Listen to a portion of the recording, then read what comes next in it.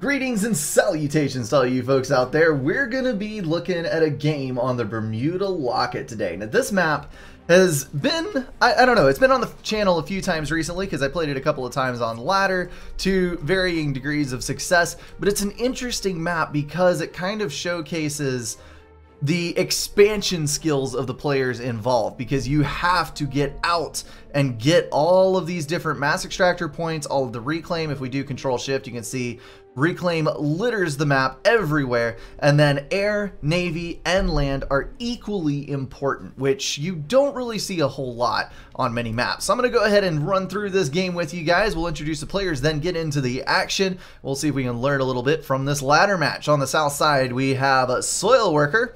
He is Seraphim in the red color. This is a ladder match after all.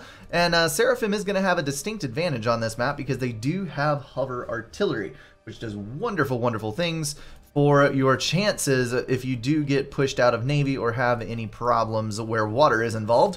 Darabus is on the north side. He is Cybran in the blue. Maybe a little bit of a color swap there, but I guess it doesn't particularly matter since Seraphim does not have a dedicated color on the ladder. And he is going for a second land factory. Lots of P-gens. An Expansioneer delving into the mass extractors on the other side.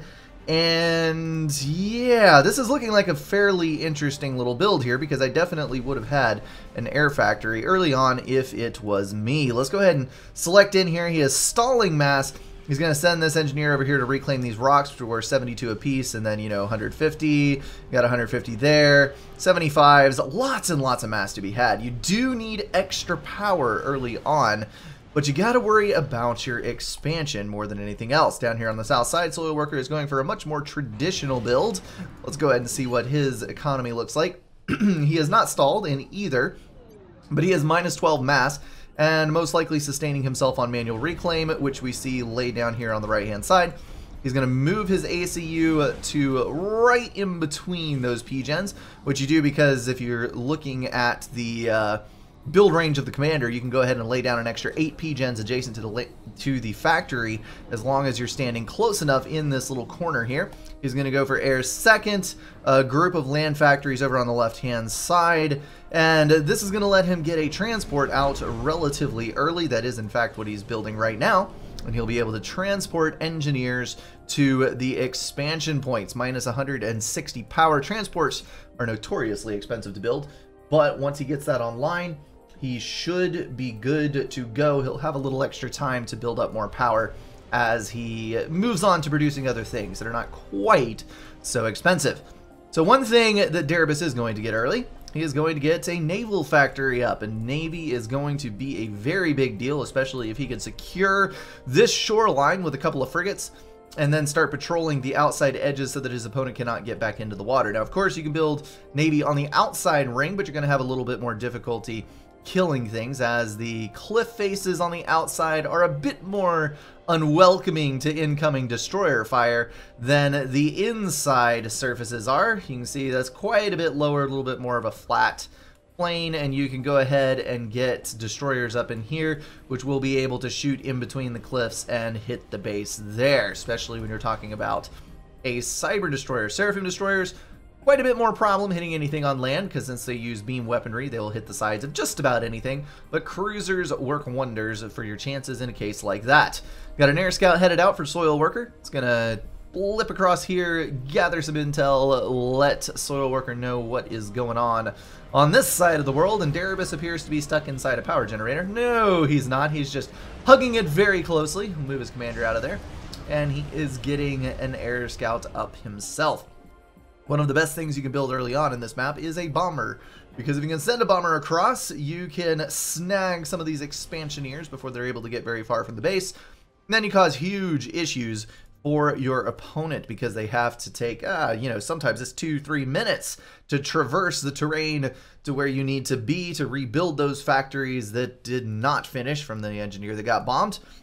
You know, one engineer in the long term is not really that valuable of a target, but if killing that engineer delays your opponent 3 or 4 minutes, that is a huge deal.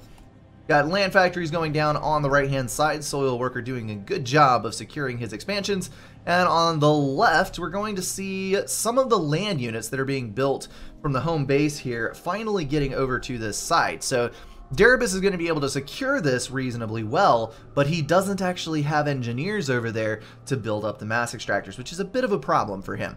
As you can see, Soil Worker already rocking 41 income to Darius's 31.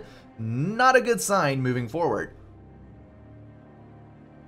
We do have a T1 sub out though, and it looks like Soil Worker was delayed in getting into the water, but he is going to make up for lost time in a very big way. He's got lots of engineers over here and probably will be able to devote more, seeing as he has far superior mass income.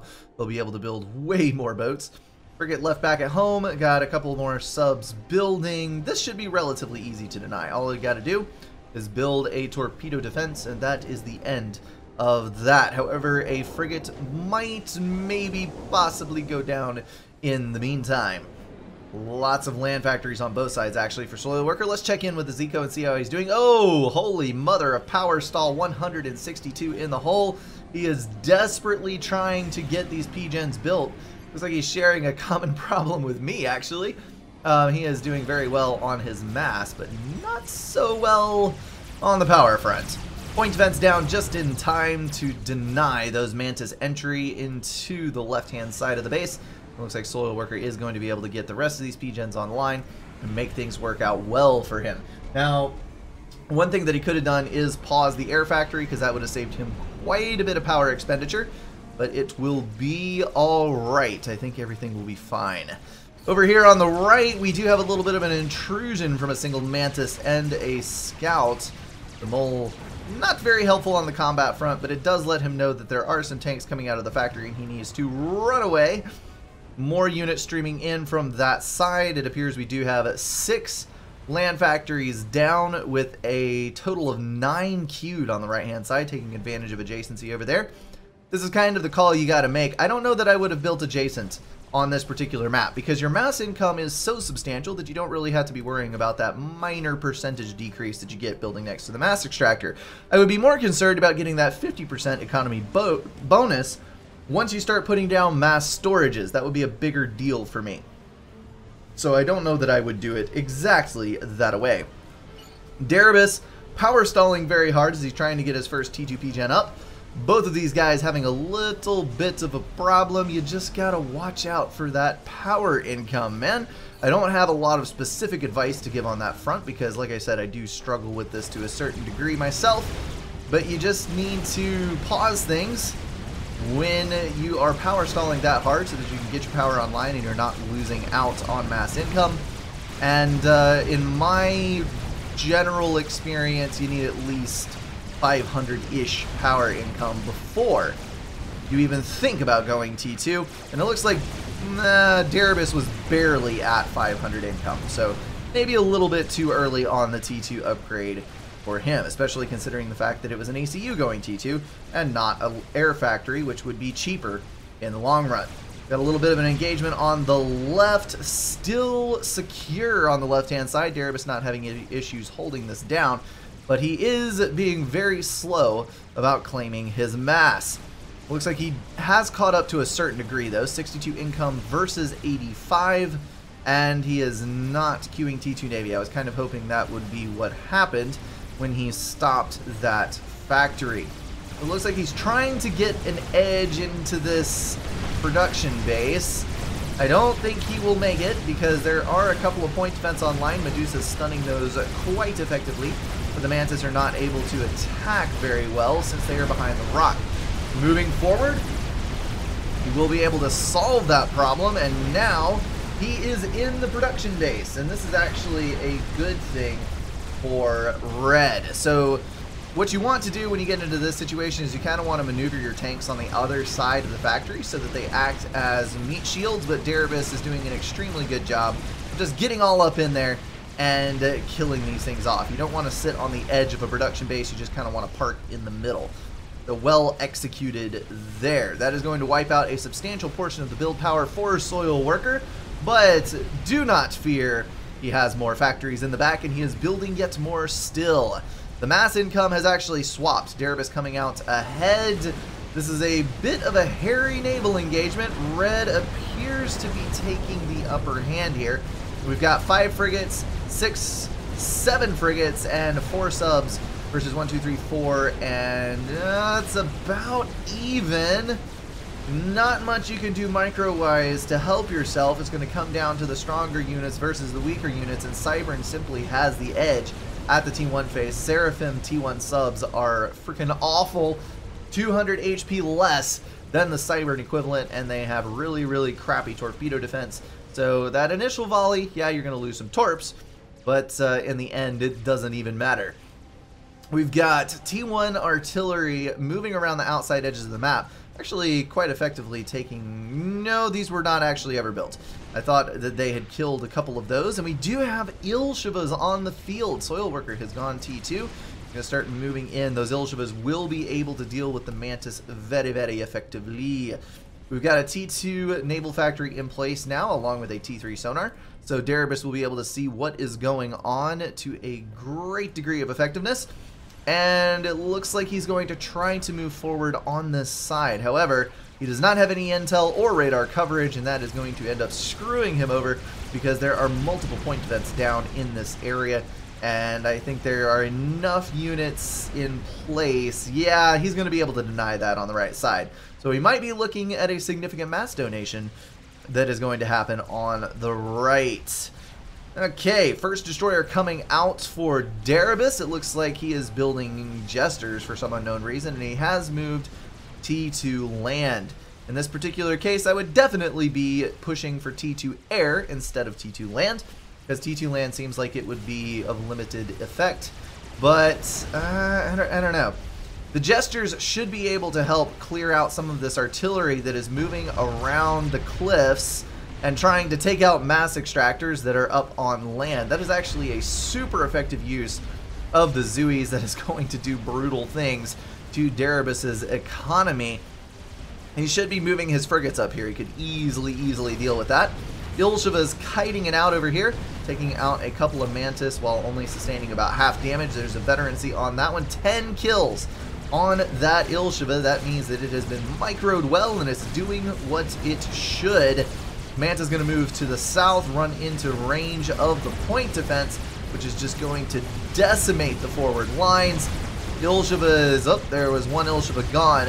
Trying to keep up with the flow of units. They will do so perfectly and be able to win out in the end. Ilshiva's kind of on the good side of that T2.5. I know Titans are T2.5, but they're on the worst side of it because you have to pay for the upgrade for the factory, and then you get less powerful units. But Ilshiva's, you build them from the T2 factory, and they can actually contest with a lot of the T3 land units that the different factions have access to. So this is something that is immensely useful and does Seraphim proud, since they don't really have as many options as the other factions do. So T1 units, if you are able to get enough of them in range of T2, will decimate T2 mass for mass. I know we've talked about this before. The advantage to T2 units is usually range, and it's being able to put more mass concentration in one area. Seraphim Destroyer laying into the Cybern forces. Unfortunately, it does not look like Darabus is going to have enough navy. Just got to focus this destroyer down, and once the Salem is out of the mix, Red should be able to mop up here. The stealth is moving with the units. If he would have been able to range that out and use the stealth to his advantage, that probably would have gone very well for him. Second Salem is out. It's going to complicate things a little, but with good micro, a single Seraphim Destroyer should be able to kill it quite easily, and there should be, yes, another destroyer on the way for the red side. So what I was saying is that the Ilshivas, if you're kiting and you're keeping the T1 units at range, should be able to kill a near infinite amount of T1 if you have a clump of, oh, I don't know, 8 to a dozen Ilshivas. However, if you get them all mixed up and let the Mantis get in range, T1 units are generally more mass efficient than the higher tiers. They'll have far better damage and potentially the same, maybe a little better mass, or HP per mass. Sometimes the T2 units do have more HP per mass than T1, but they will have significantly less damage. So the mix is a little bit weird. The end of the story is you want your longer range units and you want to kite with them and not get tangled up with the enemy forces. Salem on the way. That is going to put 2 destroyers out on the field for Darabus as opposed to 1 for Soil Worker, although that will be remedied quite shortly. And Darabus now has a T3 land factory, and he's got a couple of bricks, one of which has been loaded up into a T2 transport. There is now a T2 factory. This is gonna get interesting. Red right now is mopping it up on map control, but the core mexes for Darabus have been upgraded very, very well. So he is running neck and neck with Soil Worker on actual mass income, and his navy is looking okay. Not great, okay. These units are going to be a little bit of a pain, but once he eliminates those, he should be golden. Lots and lots of T2 mechs to be had on this side. Soil Worker also rocking some T2 mechs. Let's take a look at exactly how this is going. Yeah, no power stall, so no detriment there. 29,000 reclaim in the bank. Darabus is rocking 20,000 reclaim with a huge power surplus. He could actually probably go T3 air off of that much of a surplus. Both of these guys doing exceptionally well on eco at this point in the game. Probably going to see some bigger projects starting up. There is a... Ooh, that's Ilshivas. 3 Ilshivas moving around the outside edge.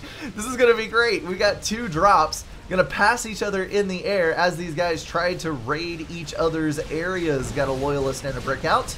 And another Loyalist is going to be able to mop up these Ilshivas. No problem whatsoever. Darabus assisting that factory very heavily in order to get those units out in a hurry. That Brick, yeah, you gotta vet. You gotta vet. He was not able to vet. The Loyalist sniping the kill out from under him at both points. So that Brick is going to be left with 1,300 HP, 1 kill away from a veterancy. So sad indeed to see. Darabus dropping down to 99 mass income. And Soil Worker, oh, there's the power stall. That is a problem and a half. What is he upgrading? That would be a T3 factory attempting to build a strap bomber. So he's going for it. I don't know how successful he's going to be, but he's going for it. He's got a lot of T2 factories over here, and he's building many, many land units. He's also about to try to force the issue with Darabus's navy. If he has very good micro, theoretically he could win. However, there are 3 destroyers versus 2 destroyers. So if it comes down to a non-micro battle or a torpedo versus torpedo... Oh, the drop was successful! He's got a T2 mass extractor down. He's probably going to take out this Loyalist, and he might even get a couple more mass extractors. This drop as well successful. Brick is in the base. If I were him, I would kill that T2 HQ, shut down the building of units from here on out. Take him all the way back to T1. And nope, he is just going to try to mow through the build power. You know what? Good enough. Good enough for me. 2 mass extractors taken out. Hero Brick comes in to save the day. Eliminate that drop, and it looks like Darabus did secure naval control with his superior number of destroyers. Thing about Salem's, very slow projectile speed, very high torpedo damage, which means that Seraphim, if they submerge, they are going to lose hands down to the Sideburn destroyers because of the torpedo damage difference. But because of the projectile speed issue, if you perfectly micro a Seraphim destroyer, should be able to take out a Salem one-on-one, no problem, every single time. And that all comes down to micro. We now have 3 destroyers versus 3, and all of these are heavily damaged. So yes, that is going to be a naval swing in favor of Red. He is holding on to this game.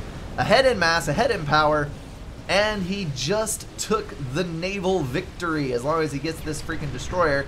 Oh, had to control K the naval factory. It looks like that one actually got stuck. That is not good. Good old Forged Alliance pathfinding for you there. Loyalists on the left-hand side trying to mop up the rest of these Ilshivas. As long as they can micro just a little bit to get out of the way of the Zui fire, that would be very beneficial, but it looks like that Loyalist is not going to make it. Trying to micro them to maximum effectiveness.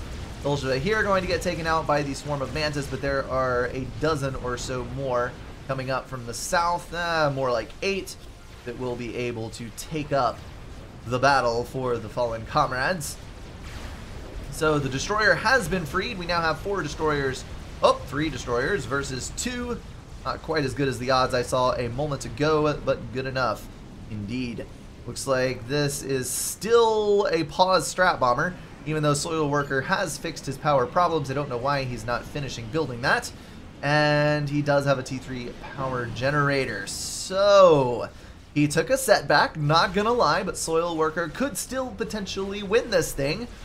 It is a neck and neck fight all the way down. Darabus building those mass extractors back, I think, with the ACU. Looks like he is still powering away at the T3 land units. He's depending on those loyalists around this side to try to make everything come out all right. Salem taking shots, not particularly a great situation. One more firing cycle. There she goes. And there's only 1 Salem left, holding the pass against these destroyers. Now, you don't want to micro your Salems, because the extra rotation will mean that your gun fires less and you will not be able to deploy your full damage. Seraphim, micro all you want.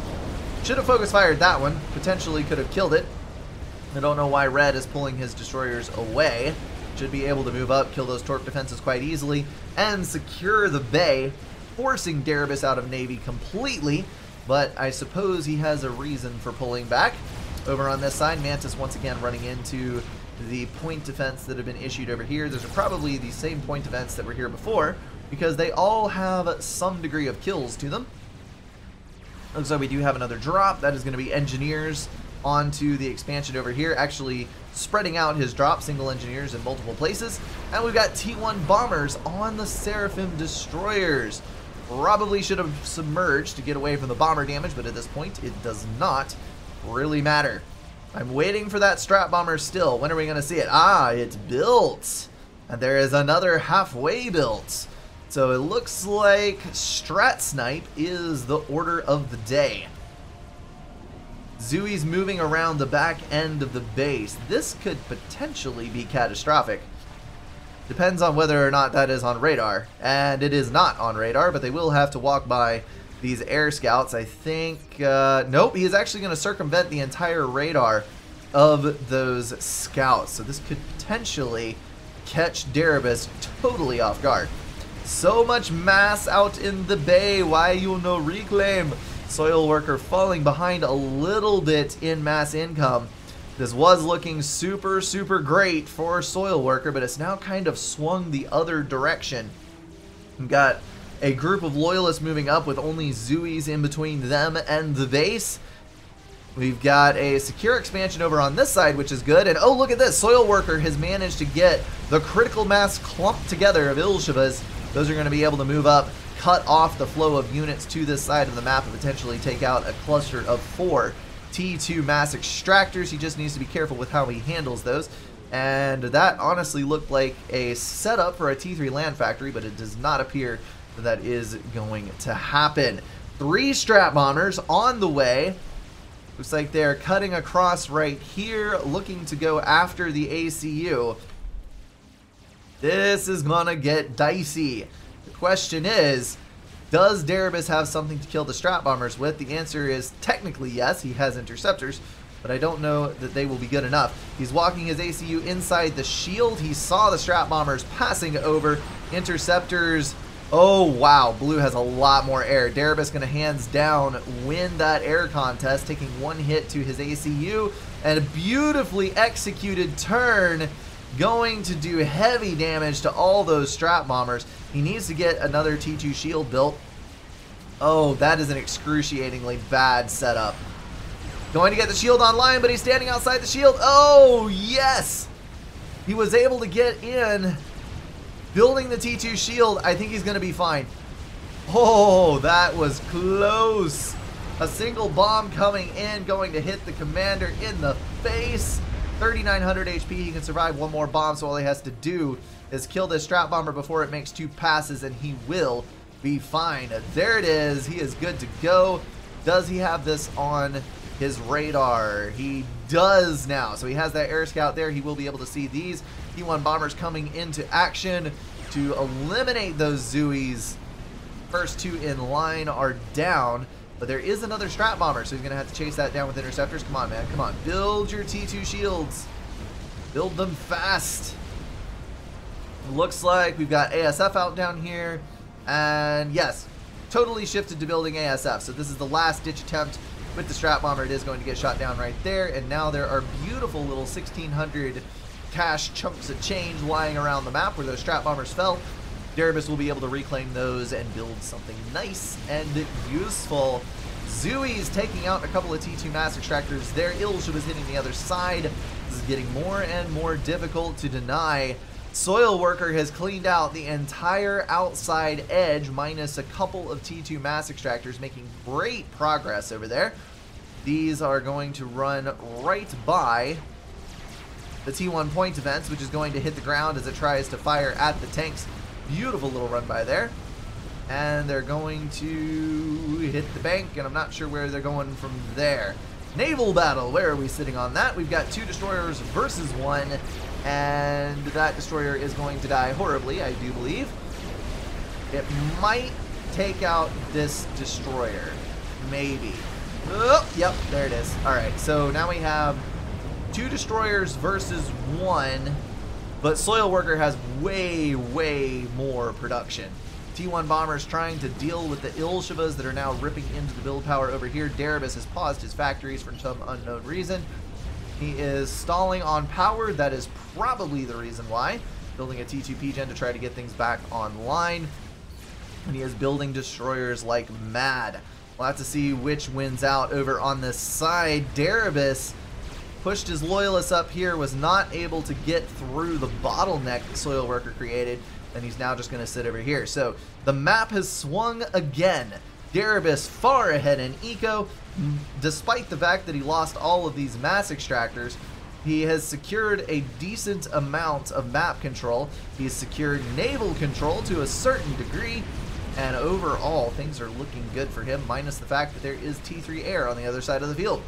T1 bombers just wreaking havoc on these units, taking out wall sections, point defense, and all. They're going to weaken the choke point in an attempt to get those loyalists through. There's some Ilshibas trying to stop up the gap, but I don't think that is going to be enough. Bombers coming in, 250 HP remaining on that point defense. One more pass, nope. They're going to be denied by the cloud of interceptors, but that is enough. The loyalists will be able to get it. No, don't back up. There's literally only 2.5 point defense there. You could have gotten in there. You could have killed all of this. Why you no do this thing? The Zooies moved out, which kind of forced the destroyers to back up slightly. There's now 4 destroyers versus 1 and a brick in the water for some reason. I know not why. We now have T3 land available to Soil Worker, but he has, as of yet, not built any Authams. Over on this side, all of the T1 mass extractors are getting claimed, trying to get all of that in line. Soil Worker once again taking the lead in economy just by a hair. This has been more flip-flops in one game than I have seen in a very long time. I cannot make a call on who is actually going to win this thing. T3 air, what is he upgrading? Is that going to be... Oh my goodness, he's got the double gun. Oh no. Is this... No. He's not going to try to comm drop that. No way. Okay, well, we'll find out. We will find out. Derebus still scaling up his power. He's got the T3 upgrade on his ACU. The problem he's going to experience is that... Cerberus turrets are simply not going to be enough versus the Seraphim ACU with double nano and the double gun upgrade. What is that? 1800 DPS on 3.5 AoE, something like that. And then all of that is attached to a 35k HP commander. It's basically a Monkey Lord hitting your base once you factor in the overcharge. it does appear that Darabus has finally hit critical mass of Navy. He is comfortable moving in now. He's got 5 destroyers versus 1, and he will be able to take out the rest of that build power. The Loyalists moving in, but taking a whole lot of Zooey fire. Please move. Please move. Just, there's no reason to be losing your Loyalists in this fashion. Why you hurt me so? This is one of the things that I think plagues a lot of players, is not knowing when you should just push in balls to the wall all out. And some of it might have to do with intel. Let's see how much he knows. Nope, he's got all of that thoroughly scouted. He has nearly everything labeled. Darabus could have pushed in long before now and actually secured this thing, but he has simply waited. So there is the ACU taking off. He is actually going for the drop. This is ludicrous. So Air Factory is locked. We've got a handful of interceptors over here. And there's a Monkey Lord. Oh. Oh. Is the Monkey Lord going to finish before the ACU drops? If there's shields in the way, the Monkey Lord may actually be able to kill Darabus's commander. He's at... that does not actually have my HP values. I wish it did. If the Monkey Lord finishes and it's inside a shield, this could potentially kill the ACU. But I don't think it's gonna finish. It's gonna be tight. Does he see it coming? He does not. Let's slow down for a second. Oh, do a quick check. So on the south side, we've got Salem's ripping into the base. So Soil Worker, this is an all or nothing. He has got a couple of extra storages, should probably be building storages over here to ensure that he has overcharge. But overall, he is now about to get shreked in his base by 5 Salems and a brick. He has lost his map control on this side. He has gained complete map control on the right side. So all in all, if his gun comm had stayed home, he would have been able to kill those Salems and probably secured the win through sheer numbers and map control. But we're about to find out how this is going to work for him. Interceptors responding just a little too late. Soil Worker's going to drop in the base right next to the 99%, 96% Monkey Lord. 44, 43. No, you better focus fire the commander if you know what's good for you. No, all of the build power went up with the P-Jet, and there goes the ACU. 10 seconds. 10 seconds difference. That ACU would have been toast. He didn't actually finish the second nano. It was double gun with a 15k HP ACU. It was literally 10 seconds or less difference. Soil Worker pulled that thing off, very nearly getting mazored in the face. That was close. Well played, guys. Well played. At the beginning of the game, I hope if you see this cast that you will think a little bit about your initial build orders. Darabus, if you would have expanded more quickly, I think that you would have done far better because your Navy game was good and most of your pushes were good. I think Soil Worker would not have stood much of a chance if you would have gotten air transports early and gotten the mass extractors as early as your opponent did. Soil Worker, damn fine play. Good job on getting the T3 air out. A shame that you couldn't snipe that commander just a little bit earlier. But all in all, super fantastic game. Alrighty, folks, that is going to be it for me on this one. As always, thank you so much for watching, and I will see you in the next one.